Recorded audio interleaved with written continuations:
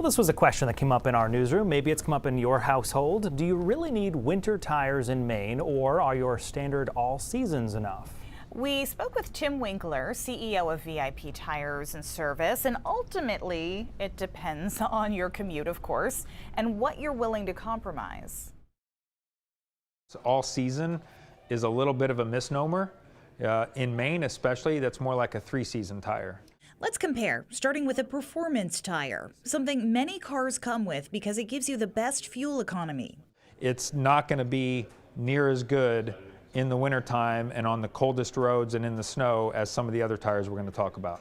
The wider the tread, specifically on the outer edges of the tire, the more space for snow or slush to expel through. Have a look at the difference with an all season. It has 2 or 3 cuts on the sides now instead of just the one, so we've got a little bit more going on the shoulder here.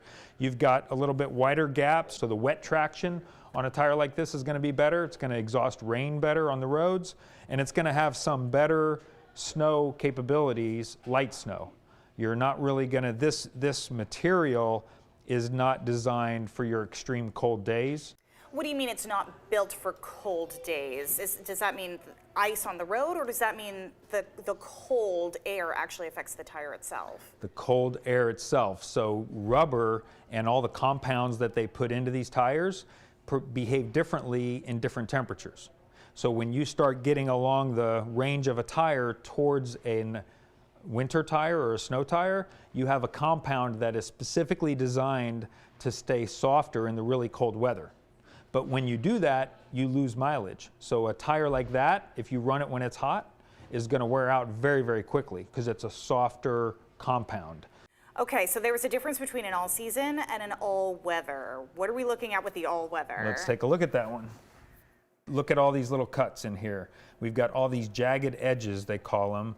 And in this one, you've even got one row that's different than these other ones. And so once again, that's an exhaust channel for exhausting some of that snow and slush off the roads. Now, we know there's a difference between winter in northern Maine and winter in southern Maine. How does something like this do with sort of the slushy weather we've been getting in our winters? This is really a good tire for light snow, a small amount, a few inches of snow, or even, some slush, because this does have really good wet traction and water exhaust capabilities as well. Finally, the dedicated winter tire. So one of the things you notice first off is how large these voids are. So you need really large voids because that snow needs somewhere to go.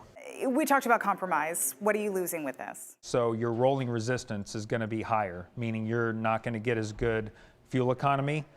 This tire is designed with, really one job: be great in the cold weather, be great in the snow.